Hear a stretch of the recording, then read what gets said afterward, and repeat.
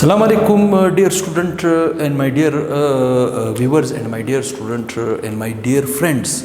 मैं फिर से आपकी खिदमत पे हाजिर हुआ हूँ। अब बचे हैं आखिरी दो तीन टॉपिक, बस ये चैप्टर आपका तकरीबन कंप्लीट होने वाला है, फिर हम नेक्स्ट चैप्टर की बात करेंगे। बड़ा आसान बड़ा दिलचस्प टॉपिक है। जैसे हमने कहा था इलेक्ट्रॉनिक कन्फिग्रेशन को आपने अगर ग्रिफ्थ के हवाले से सीखा इलेक्ट्रॉनिक कन्फिग्रेशन, तो आपको सिर्फ आबाऊ प्रिंसिपल रूल्स आपको बता रहा था, जिसे हम बिल्डिंग अप रूल कहते हैं। ठीक, आपने आबाऊ रूल के साथ साथ पोली एक्सक्लूजन प्रिंसिपल को भी याद रखना होगा, जो कि मैं आज डिस्कस करने वाला हूँ। और इसके बाद आपने हुड्स रूल को भी याद रखना होगा। अगर ये तीन रूल्स, ये तीन प्रिंसिपल आपको समझ आ गए तो आप किसी भी एटम की वैलेंसी मिंट भी निकाल सकते हो। वो लेक्चर भी मैं आपके लिए बनाऊंगा। देखिए हमारे पास टॉपिक क्या है, पोली एक्सक्लूजन प्रिंसिपल। पोली एक्सक्लूजन प्रिंसिपल, जैसे नाम से ही जाहिर सी बात है, पोली एक साइंटिस्ट का नाम होगा, उसने एक एक्सक्लूजन प्रिंसिपल दिया होगा। कैसे, यहाँ पे देखिए इन 1926, कितने में, इन 1926 में, मतलब 1926 में। अच्छा 1926 में इसने रूल पेश किया। 1927 में एक और रूल आ रहा है, जैसे हम हुड्स रूल कहते हैं, उसे भी डिस्कस करते हैं। ये एक ऑस्ट्रेलियन साइंटिस्ट था। इसका नाम क्या था, वोल्फगैंग पुली। इसका नाम क्या था, वोल्फगैंग पुली, पूरा नाम। वैसे वोल्फगैंग पुली, अब गैंग की बात होती है तो लोग समझते हैं कि खुदा ना खास्ता दहशतगर्दों का गैंग है। नहीं, गैंग इस तरह नहीं है, ये उसका नाम है, वोल्फगैंग पुलिंग नाम है। गिव द एक्सक्लूजन प्रिंसिपल, उसने एक एक्सक्लूजन प्रिंसिपल दिया। प्रिंसिपल क्या कह रहा था, अकॉर्डिंग टू दिस प्रिंसिपल, ये देखिए ये डिफिनेशन में लिखी हुई है। ये डिफिनेशन में इसलिए लिखी हुई है ताकि हमारा वक्त बचे और हम अपने मकसद की बात कर सके। ठीक, एक एक लफ्ज़ मैं आपको इस्लाम में समझाऊंगा, बड़ा आसान ला है। ठीक, नो टू इलेक्ट्रॉन, ये कह रहे कोई दो इलेक्ट्रॉन नहीं होने चाहिए इन ए सेम ऑर्बिटल। देखिए आपको ये पहले भी, इससे पहले लेक्चर जिसने नहीं देखा है वहाँ पे मैं क्लियर कर चुका हूँ कि ऑर्बिटल के अंदर मैक्सिमम हम दो इलेक्ट्रॉन रखते हैं। कितने, दो इलेक्ट्रॉन। ठीक, कितने रखते हैं, दो इलेक्ट्रॉन। तो ये कह रहे हैं किसी ऑर्बिटल के अंदर दो इलेक्ट्रॉन ऐसे नहीं होने चाहिए जिनके चारों प्रिंसिपल क्वांटम नंबर सेम निकले। कैसे, अभी देखिए हम इस बात को समझते हैं। No two electron in a same orbital of an atom can have same value of 4 quantum number. 4 quantum number की वैल्यू सेम नहीं होनी चाहिए। ठीक, फिर वो इस लाख को थोड़ा सा मजीद आपको एक्सप्लेन करके दे रहे हैं आगे। इट मीन्स दैट, इसका क्या मतलब है, N orbital can hold at least 2 electron. ये कह रहा है कि एक ऑर्बिटल के अंदर मैक्सिमम 2 इलेक्ट्रॉन होते हैं। कितने, 2 इलेक्ट्रॉन होते हैं। ये बात भी आपकी clear, which have same value of 3 quantum number. और उस ऑर्बिटल के अंदर जब आप 2 इलेक्ट्रॉन रखोगे तो उनके 3 principal quantum number same, 3 quantum number same निकलेंगे। चौथे में फर्क होगा, चौथे में फर्क होगा। अगर फर्क आपने नहीं डाला तो इसका मतलब है आपने एक्यूरेट सही फीलिंग नहीं की है, और अगर सही फीलिंग नहीं की है तो आप वैलेंसी नहीं कर सकते हो एटम का। ठीक, इसी तरह वो कह रहे 3 क्वांटम नंबर जो है वो सेम होंगे, but must be different value off spin quantum number. Spin quantum number मुख्तलिफ होगा। जैसे मिसाल के तौर पे फर्ज करते हैं मैं लेता हूं हीलियम का एटम। क्या लेता हूं, हीलियम का एटम लेता हूं। ठीक, क्या लेता हूं, हीलियम का एटम। अगर हीलियम का एटम मैं लेता हूं, हीलियम के एटम को हम किस तरह डिनोट करते हैं, He2 and 4। ये जो मैंने हीलियम के लेफ्ट साइड बॉटम में लिखा है, ये क्या है, एटॉमिक नंबर। एटॉमिक नंबर का मतलब क्या है, एटॉमिक नंबर का मतलब है number of proton present in the nucleus of an atom of an element. मतलब अगर इस वक्त ये एटम है तो इसमें जितने प्रोटॉन होंगे उतने ही इलेक्ट्रॉन होंगे। इसका मतलब इसके पास 2 इलेक्ट्रॉन है। अगर मैं इसके इलेक्ट्रॉनिक कन्फिग्रेशन करने की कोशिश करूंगा तो मेरे पास इसका इलेक्ट्रॉनिक कन्फिग्रेशन क्या आएगी, 1s2। क्या आएगा, 1s2। मतलब पहला शेल, 1 का मतलब क्या है, पहला शेल। S का मतलब क्या है, सब शेल। पहले शेल में एक सब शेल होता है, उसमें मैक्सिमम आपने कितने रखे, 2 इलेक्ट्रॉन। अब मुझसे कोई पूछे इसके ऑर्बिटल बनाओ, ठीक, तो मेरे पास 3 तरह के केसेस बनेंगे, 3 तरह के। देखिए केसेस में यहाँ पे आपको निकाल के दे रहा हूँ। ये देखिए 3 केसेस में निकाल रहा हूँ। ठीक, एक ऑर्बिटल में यहाँ पे बना रहा हूँ, एक ऑर्बिटल में यहाँ पे बना रहा हूँ, एक ऑर्बिटल में यहाँ पे बना रहा हूँ। ठीक, ये केसेस है, case number 1, case number 2, case number 3 भी आप इसे कह सकते हो। ठीक, ये भी ऑर्बिटल कौन सा है, 1s2 वाला है, वही है। ठीक, ये केस नंबर 2 में भी वही 1s2 वाला है, ये केस नंबर 3 में भी वही 1s2 वाला है। ठीक, लेकिन यहाँ पे मसला क्या है, यहाँ पे मसला क्या है, हमने इस s के अंदर 2 इलेक्ट्रॉन, इस s के अंदर 2 इलेक्ट्रॉन, इस s के अंदर 2 इलेक्ट्रॉन ठीक। तो हमारे पास इस तरह की कंडीशन बन सकती है, कैसे कि हम या तो इन दो इलेक्ट्रॉनों को दोनों को इस तरह रखें अपवर्ड डायरेक्शन में, ठीक, या इन दोनों इलेक्ट्रॉनों को नीचे रखें, ठीक, या हम ऐसे कर सकते हैं कि एक इलेक्ट्रॉन को ऊपर एक को हम नीचे रखें। कंफ्यूजन पैदा हो गई। 3 केसेस मैंने इस सबशेल के बनाए आपको 1s2 के मैंने 3 केसेस बनाए। अब इन तीनों केसेस में कौन सा case according to rule correct होगा, अकॉर्डिंग टू रूल सही होगा, ठीक। कैसे सही होगा, चलो चेक करते हैं। फर्ज करते हैं मैं कहता हूं कि इस ऑर्बिटल को मैं चेक करता हूं, ठीक, इस ऑर्बिटल को मैं चेक करता हूं। तो मैंने यहां पे एक ऑर्बिटल बनाया, दोनों इलेक्ट्रॉन मैंने यहां पे ऊपर के डायरेक्शन में एंटी पॉजिटिव अपवर्ड डायरेक्शन में रखा, एंटी पॉजिटिव अपवर्ड डायरेक्शन में रखा। कैसे, अभी देखिए। फर्ज करें मैं इस ऑर्बिटल से इस इलेक्ट्रॉन को निकाल रहा हूं, ये देखिए, ये मैंने निकाला, ठीक। इस ऑर्बिटल से मैं इस इलेक्ट्रॉन को, ये दूसरा सेकंड इलेक्ट्रॉन को मैं निकाल रहा हूं, ठीक। मैं चेक करना चाहता हूं कि इस इलेक्ट्रॉन के 4 क्वांटम नंबर कौन से होंगे, मतलब क्वांटम नंबर कौन से थे, n था, l था, m था और ms था, ठीक। मतलब प्रिंसिपल क्वांटम नंबर था, एजिमुथल क्वांटम नंबर था, मैग्नेटिक क्वांटम नंबर था, स्पिन क्वांटम नंबर था, स्पिन मैग्नेटिक क्वांटम नंबर था, ठीक।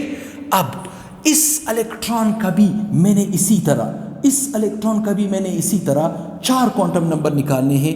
n, इसका इस इलेक्ट्रॉन का n क्या है, इस इलेक्ट्रॉन का l क्या है, इस इलेक्ट्रॉन का m क्या है और इस इलेक्ट्रॉन का ms क्या है, ms जिसे हम स्पिन क्वांटम नंबर कहते हैं, ठीक। ये हमारे फिंगर टिप्स पे होनी चाहिए, ठीक।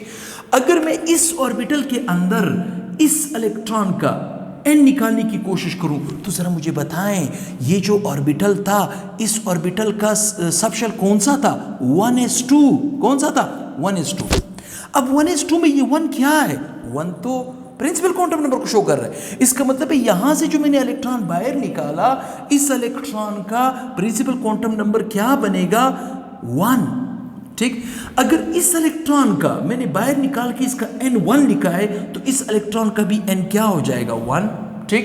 एजिमुथल क्वांटम नंबर क्या होगा, और आपको ये पता होना चाहिए एजिमुथल क्वांटम नंबर की वैल्यू 1 से नहीं 0 से स्टार्ट होती है।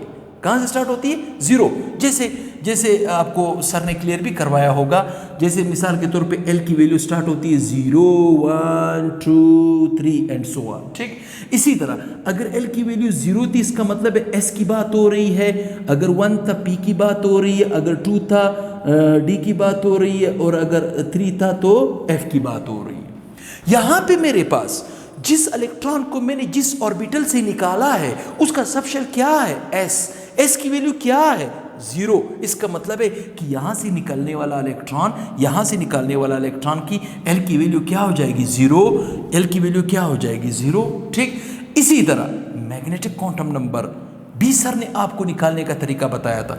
मैग्नेटिक क्वांटम नंबर को निकालने का क्या फार्मूला था, +-L, मतलब इसकी वैल्यू पॉजिटिव से शुरू होती है थ्रू 0 होते हुए नेगेटिव की तरफ मूव करती है। कहां तक मूव करती है, नेगेटिव तक मूव करती है, ठीक।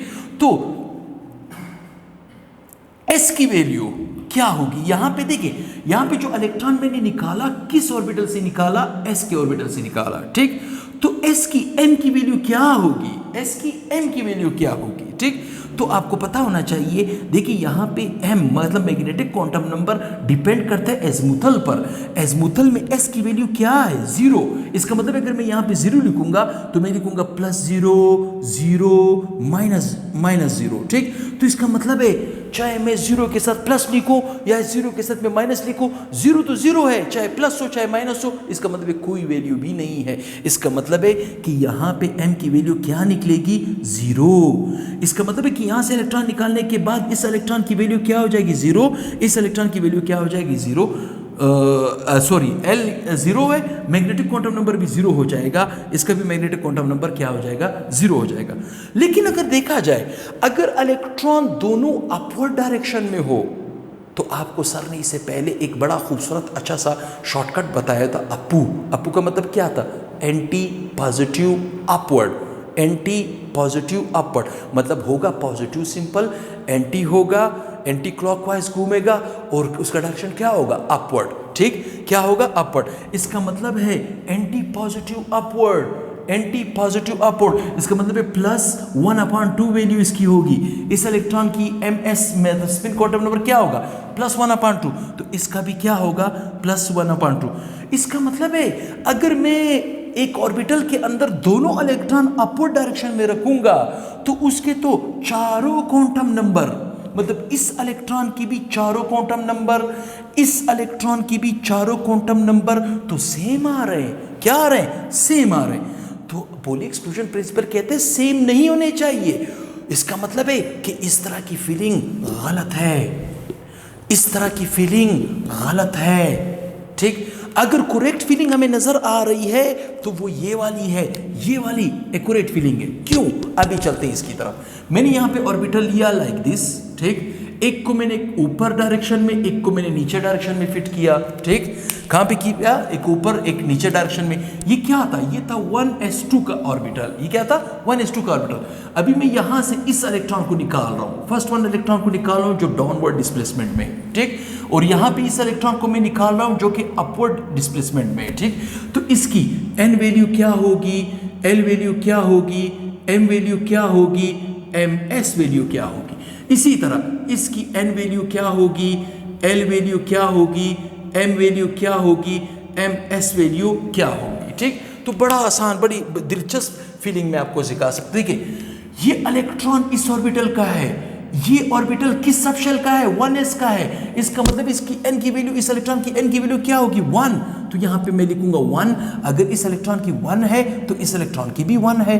ठीक, अगर इसकी, इस इलेक्ट्रॉन को मैंने बाहर निकाला, इसका एज़िमुथल क्वांटम नंबर क्या है, देखिए ये ऑर्बिटल किसका है, इस सबशेल का है, s का है। तो s की वैल्यू क्या है, 0। इसका मतलब इसके l की वैल्यू 0 है, इसकी भी l की वैल्यू 0 है। ठीक, और यहाँ पे मैग्नेटिक क्वांटम नंबर किस पे डिपेंड करते हैं, एज़िमुथल क्वांटम नंबर। अगर l आपके पास 0 हो जाए तो m ऑटोमेटिकली 0 हो जाएगा।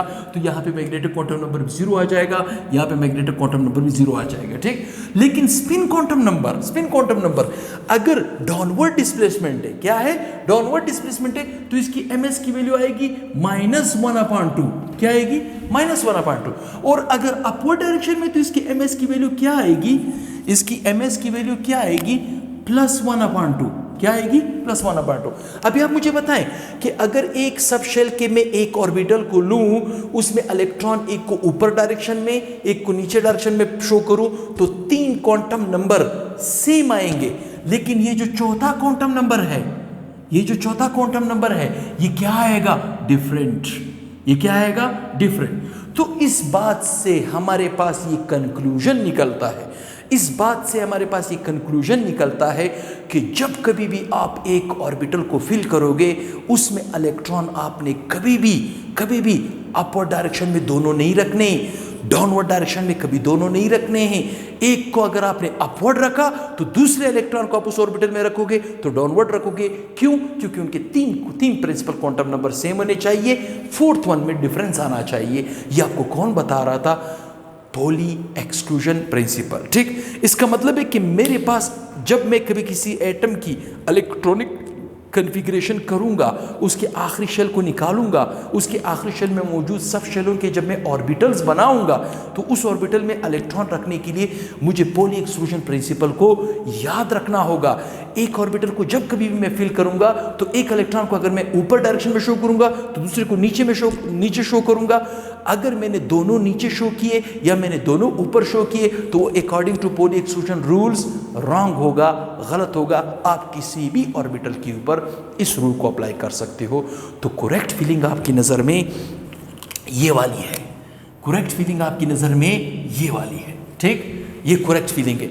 इस तरह की फीलिंग नहीं होनी चाहिए, इस तरह की फीलिंग नहीं होनी चाहिए, क्योंकि अगर इस तरह की फीलिंग मैं करूंगा चारों क्वांटम नंबर सेम निकलेंगे, इस तरह की फीलिंग करूंगा चारों नंबर क्वांटम सेम निकलेंगे, लेकिन इस तरह की फीलिंग करूंगा तो 3 क्वांटम नंबर सेम निकलेंगे, लेकिन चौथा क्या होगा, मुख्तलिफ। आपको कैमरामैन स्क्रीनशॉट का मौका देगा, भरपूर मौका देगा। असल में हमारा कैमरामैन थोड़ा सा चेंज हो गया है, जो पुराना कैमरामैन था वो तो ज़्यादा एक्सपर्ट था वीडियो बनाने में, अब इसको भी एक्सपर्टीज़ लगेगी, वक्त लगेगा, पहला वीडियो ये बना रहा है।